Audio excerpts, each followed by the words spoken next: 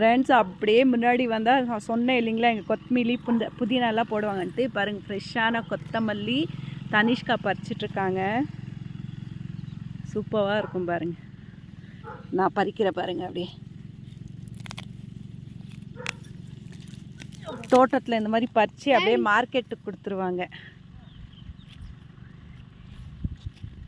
மெரிக்காத பங்காரு பாருங்கள், இந்த மாதிரி அவங்களே பறித்து உடனே அப்படியே கட் பண்ணிவிடுவாங்க. இந்த மாதிரி கட்டு கட்டிட்டு மார்க்கெட்டுக்கெல்லாம் அமுச்சு விட்டுருவாங்க.